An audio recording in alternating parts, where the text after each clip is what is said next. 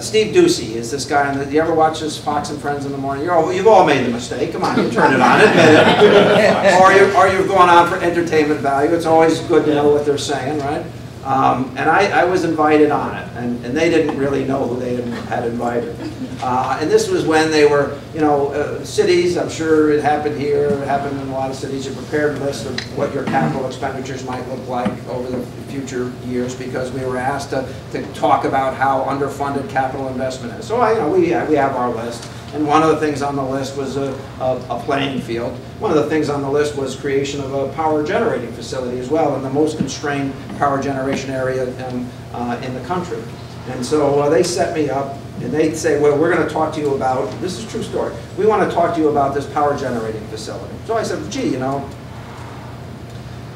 maybe they're serious about this. So the day, 2 days before I'm going to go on the show, they do this interview, and they interview me for 12 minutes, pre-interview, 12 minutes, and 10 of those minutes we talked about the power generating facility, and then a couple of other things, right? And that was it. So now I show up on the show. It's a true story. I show up on the show, and I'm not at the show. The show's being recorded in New York. I'm standing sitting in an office, and there's a box. You literally look into the box. It's a TV screen. You can see what's going on, and you hear in your earphone. And right before they cut to the ad, before they're going to cut to me, they say, and we're going to talk to a mayor who thinks you should spend $15 million on a soccer field.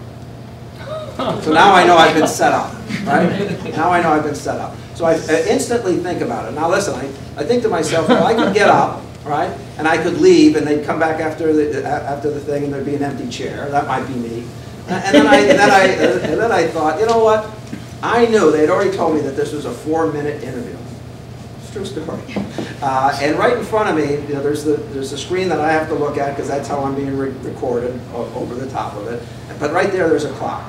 Now, I tried 23 felony cases. I've tried lots of other cases as a civil attorney. I've been mayor for 14 years. I figure if I can't filibuster for 4 minutes, right, I'm not worth my weight, right?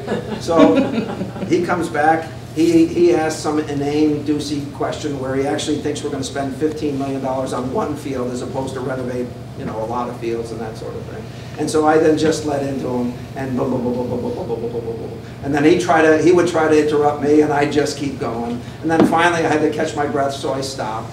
And so then he gets back on and makes some inane comment like, you had me at hello, or something like that. Right? I think that was it. And says something else. And my comeback to that was, Steve, sooner or later you're going to have to start telling the truth. Now I had to tell you a story.